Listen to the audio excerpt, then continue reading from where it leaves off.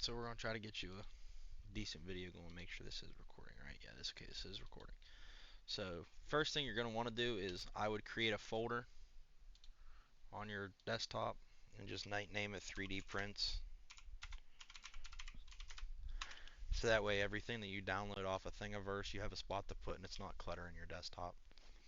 Next, you either use Microsoft Edge or Google Chrome, whatever you prefer, and search up Thingiverse. It's this one right here. You'll see it here, Digital Designs for Physical Objects. This is where I have always gotten all of my 3D print stuff. It's a wow, and I butchered the spelling, holy hell.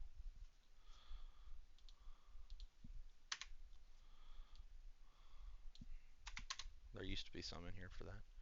I guess not. So I guess we'll just download this. Click on it.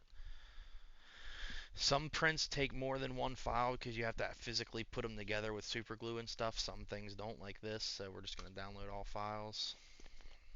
Downloading. Wait for this. You ain't got to click nothing on here. And then you got that right there. So you open that. So you'll have everything will usually come with, hold on, let me close all this out. Everything will usually come with this, like a license saying that he created it, wada yada yada. This is a README service key firefighter thing. It just takes you, if you want to post a link for it for other people, if you do YouTube or not. Images, I'm assuming this is a picture of, yeah, it's a picture of what it'll look like in Cura. And then your files will be right here. This will be the file. So I don't have Cura downloaded yet, so I'm going to show you how to do that. So we'll come back to this.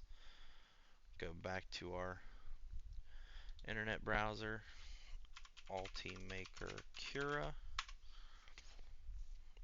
I'm going to go to this one, Ultimaker Cura. This is what I use. You can use whatever you want, but this is what I recommend for everybody because it's free and it's easy to use.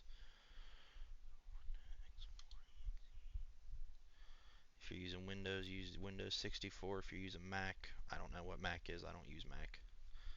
And if you have Linux, then, well, sorry for you. I don't know how to use that. That's all open source stuff. It's really confusing. So we'll just wait for this to download.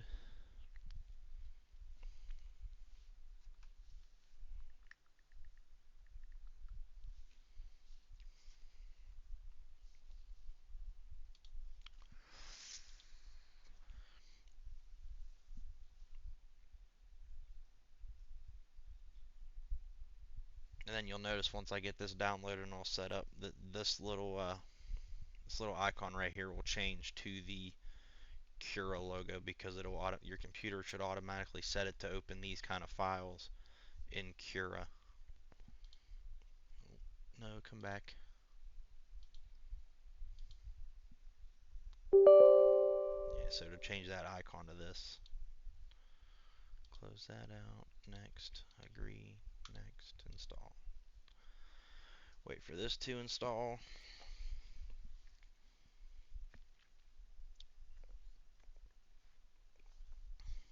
And so like now,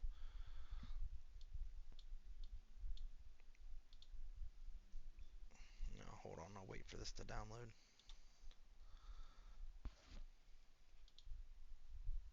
Alright, so we're back. After this is done, just hit finish. It's going to keep that little run Ultimaker Cura 5.0 or whatever version it is that downloads.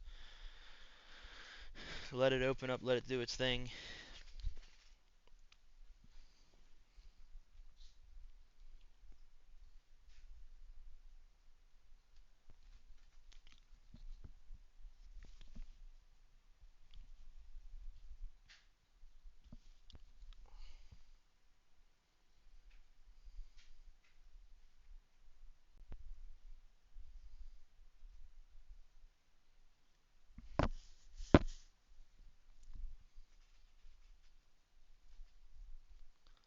And I'll come back after this is loaded. Alright, you're going to get this little pop-up, hit allow access. Get started, it's going to run you through all this. I just skipped that, I ain't worried about it right now. Non-Ultimaker, it's going to ask you to add your printer.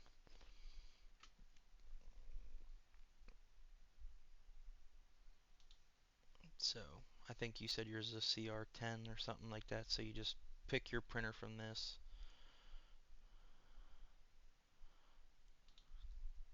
And my printer, so it automatically, if I ever start printing stuff again, goes to mine. Yes, yes. Next, next, next. You can read through all that if you want. So now you have Cura downloaded, obviously. So this is what it looks like, plain. So now what you can do is you can come back to the file that you download, open this.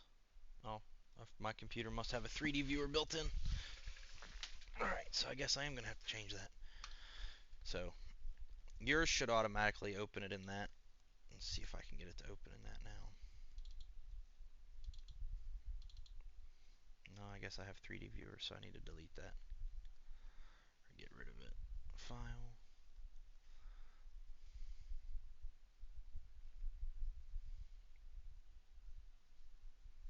Okay, we'll do this. So if that doesn't work, the way you can do it from here is you can go to File, Open File, and then go to wherever that is, which it's probably going to take me a minute to find it now.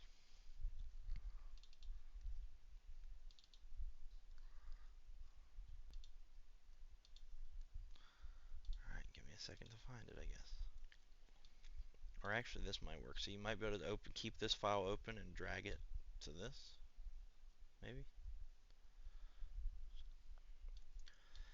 This PC downloads service firefighter key. Okay. Open file. This PC downloads. Well, it ain't popping up there, so that ain't good. Cancel.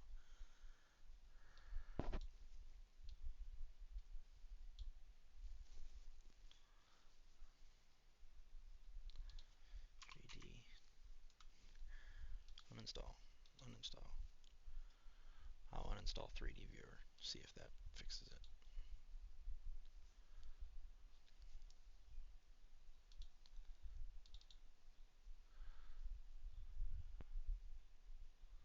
Import, I guess. Why is it doing all this? I've never had this issue before, so we're gonna learn today. Figure it out.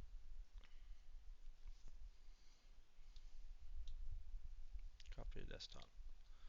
File. File. Open file. Desktop. That one. Open. There we go. So you have to just probably got to create two folders. I would name one, like I'll rename this one 3D prints before slice. That way, so this file is before being sliced, so put that there. So, all right, so now we can actually work in Cura. So now you have this on here, correct? So now, in order to get this to work on your 3D printer, you hit slice. It's going to slice it. It'll also tell you how long it'll take to print and how many grams and how long of your filament you'll need. And you can also preview it, and it'll show you layer by layer what's going to happen. This is the layer by layer slider. This is the beginning to end of them layers. So you see it'll take you through layer by layer as you go up, show you how it gets built, so that way you can, when you get to the learning how to play with infill and stuff, so you don't have to do this. So like your infill density, I'll change this to 100. It's going to make it take longer, but it's going to make it a lot stronger as far as I don't know the word I'm looking for, but it'll make it stronger. Okay, take this down to 0. You'll have little to no infill. Actually, there is no infill in this, so you can, if you look at it from an angle, you can see it's just going to be hollow on the inside.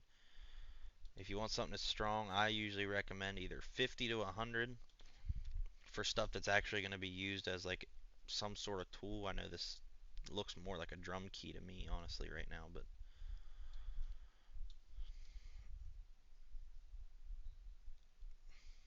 so That's what infill does. That's really all I've ever messed with is infill. I don't mess with wall thickness or none of that because it just screws up the whole print. You also need to run a bigger nozzle for that. So, so after this, it tells you how long it's going to take. Save to removable drive, save to disk. So when you hit save to disk, this is when you're going to, oh, give me a second, I need to go to desktop, I need to create another folder, new folder, sliced 3D prints. You don't have to name them this is just what I name them so I know this is before they're done with this process. This is ready to go onto a USB stick and be printed. Save. Close that, close that.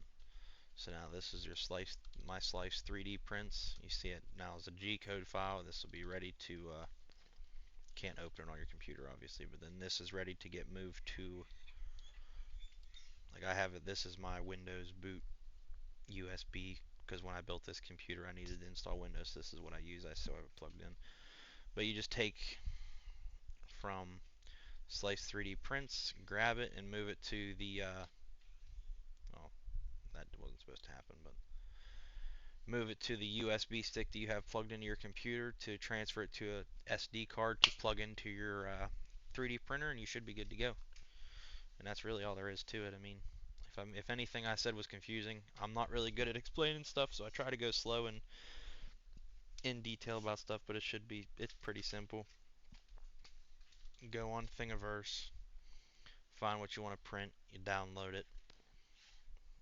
Make sure you have Ultimaker Cura downloaded. Make sure you go through the whole setup process to get to here, and then you just open the file that you downloaded from that. Like I said, if this figure